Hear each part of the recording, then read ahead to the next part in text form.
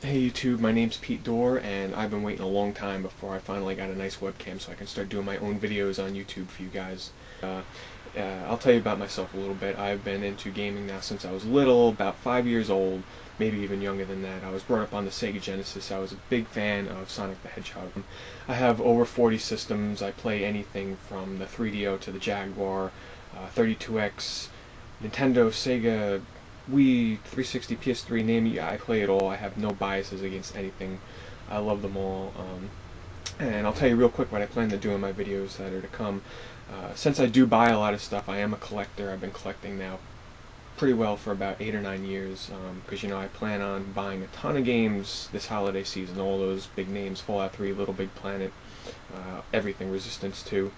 Fable 2, Sonic Unleashed, I'm buying, and there's tons more, believe me, I have a list. I'll go through that one day.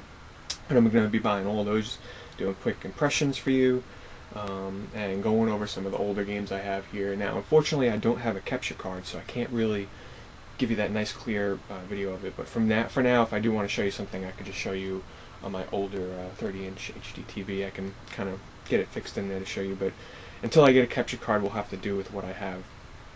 But in the meantime, for the first episode, I figured I'll save all the other stuff later for, the tour of my game collection and everything. I'll save that for later. For now, I just want to go over some of the more recent games that I bought and give you a quick impression on them.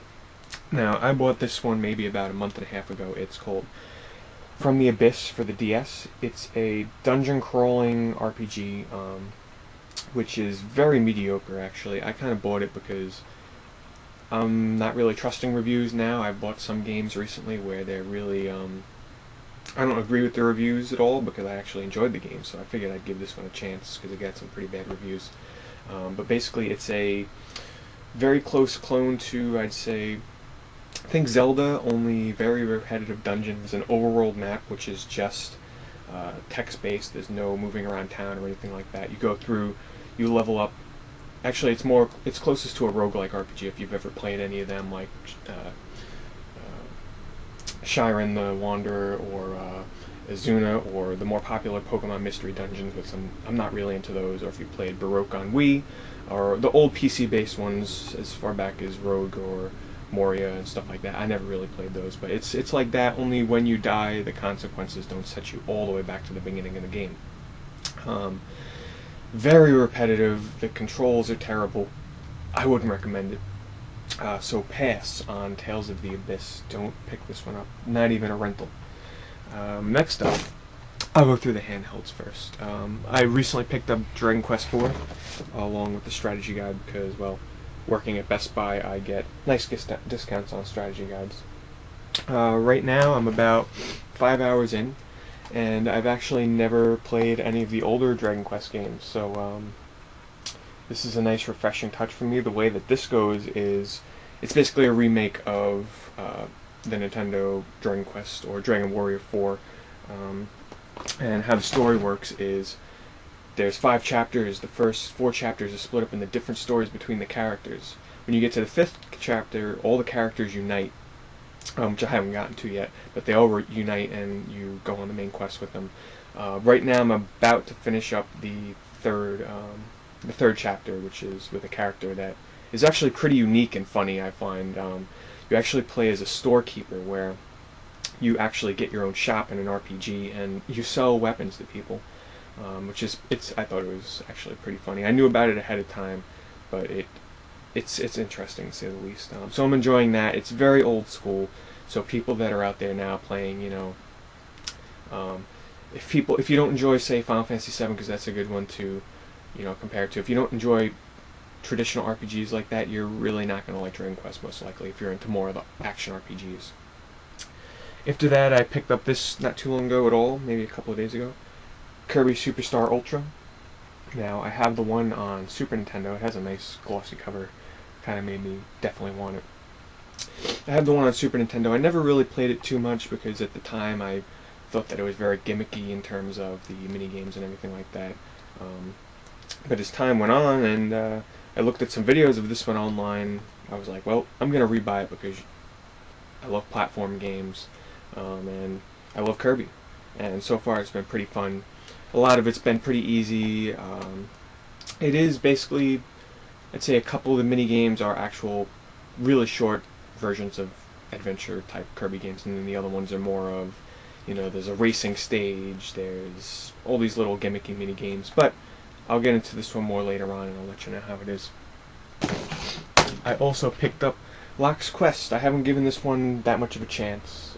I've only played it once. It plays out like a tower defense game, where if you've ever played them on the computer, most likely you set up your defenses, and then the enemies come in and they try and attack, and your towers and your guys that you hire fight them off.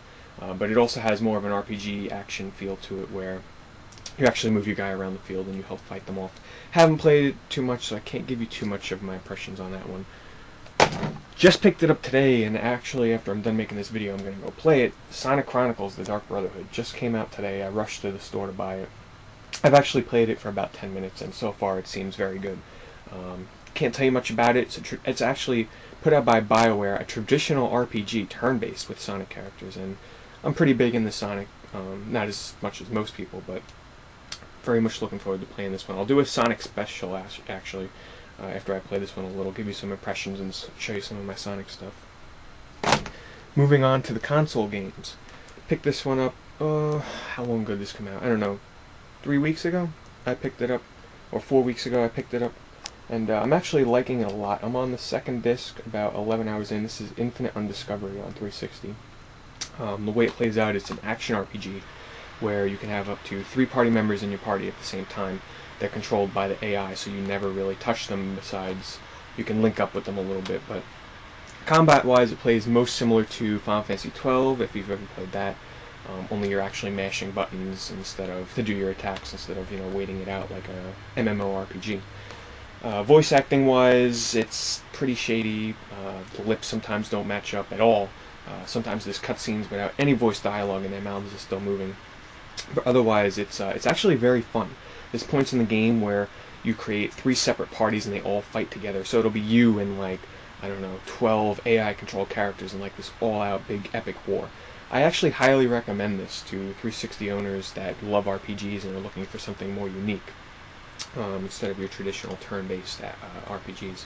Very cool. I'll actually go into this one later on, as well as Wario Land Shake It. I picked this one up about 2 days ago, and I'm enjoying it a lot so far. Like I said, I like RPGs. I like platformers, and this has a very classic feel to it, very much like the old Super Nintendo platformers used to feel, like Super Mario Land and everything like that. Hand-drawn. They do have a lot of shaking of the Wii Remote in it, and looks really good. I'll be covering this one definitely later on. I've only played about an hour of it so far, because I buy so many games. So, next up, I just picked this one up today. It came with a shirt, which is way too small for me. The Blob. I've been looking forward to it a lot. It's a platformer, which is basically probably going to be the next Katamari Damacy game, where you just go around the city and your job is to paint the city. It's a monochrome city. It's been taken over by these enemies that take all the color out of your world, and your job is to go around and put color back into it. It looks very unique. Supposedly it's been called the best third-party Wii game available on the Wii, so I definitely was looking forward to picking this one up. I'll probably play this one maybe tomorrow, because I'm not going to have time with Sonic Chronicles. I'll let you know about this one. Next up, I picked this one up just because it was a spur-of-the-moment thing. I saw it for $9.55 at Sam's Club.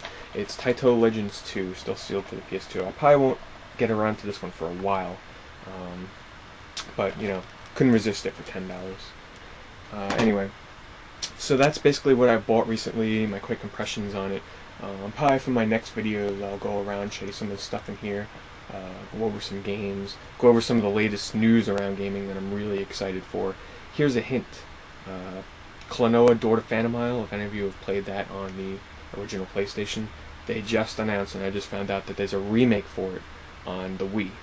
Really excited. If you actually want the scan for that, I do run a website for platformer games. It's www.platformerupdate, platformer update.com, and I cover all platformers there. And I just made a new post on it where it shows the screenshot of the magazine scan from Famitsu, where they show you, the screens for that. And I'm really excited for that. But anyway, thanks for watching my first video here. Subscribe. I guarantee you're going to like some of the stuff I got coming up.